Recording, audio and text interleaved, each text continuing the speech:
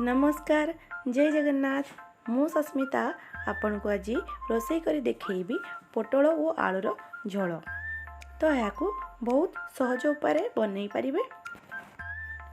बहुत कम मसला रे आज प्रस्तुत करिबा पोटल और आलूर झोल।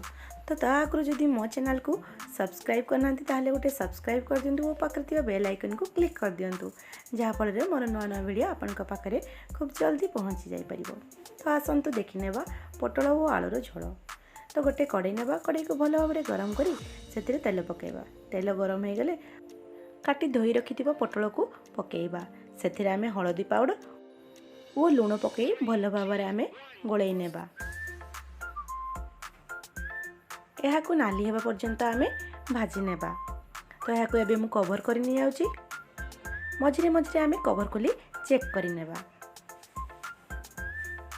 तो पुणी आउ थरे मु एठी कवर करि नि जाउची।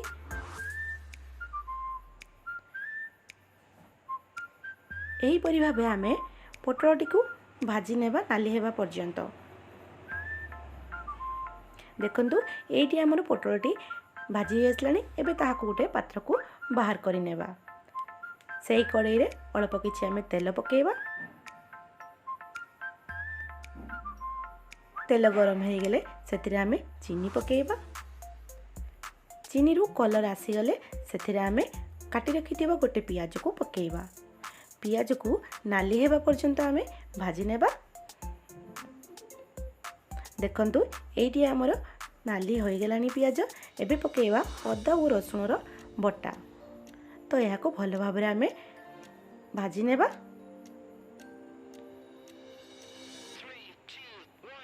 ए गुडी को भाजी आसले एबे पकेबा लंका पाउडर,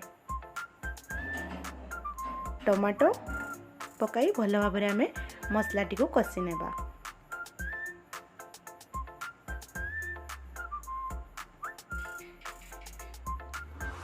एबे एथिरे आमे अल्प किछि पानी पकेबा। एथिरे हळदी पाउडर लूण पकाई भल भाव आमे मसलाटी को कषि नेबा।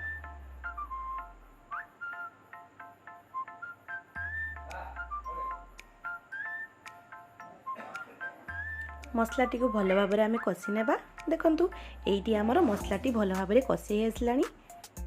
मसलाटी रू तेल बाहरी आसलानी ऊपर को जानिबे कि मसलाटी पूरा पूरी रेडी हमर। तो एथिरे आमे सिझाई रखिथिबा आलू और पोटल को पकाई भल भाव आमे गळाई नेबा।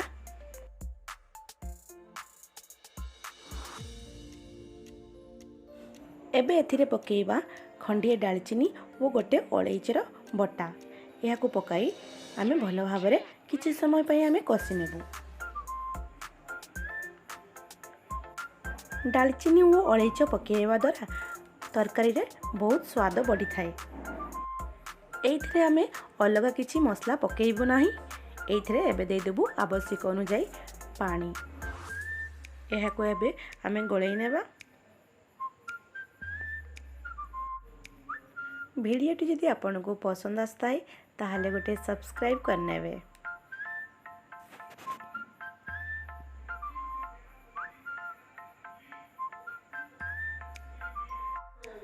झोल रे आमे 3 ରୁ 4 खंड आलू को एही परि आमे भांगी नेबा जहाँ फल रे तरकारीटी बहलिया होई थाए। झोलटी रे हमर लूण पूरा पूरी परफेक्ट अछि। देखंतु एइटी पूरा पूरी हमर झोलटी पूरा रेडी होई सारछि। तो एही परि निश्चय थरे घरे ट्राए करी खांतु और कमेंट रे जणांतु। अति सहज उपाय रे प्रस्तुत हो गला पोटल और आलूर झोल। जदि ए पर्यंत मो चैनल को सब्सक्राइब करना ताहले गोटे निश्चित सब्सक्राइब कर दिंतु और पाखरे थिबा बेल आइकन को क्लिक कर दिंतु जहाँ फल मोर नुआ नुआ वीडियो आपन पाखरे खूब जल्दी पहुँची जाई परिबो।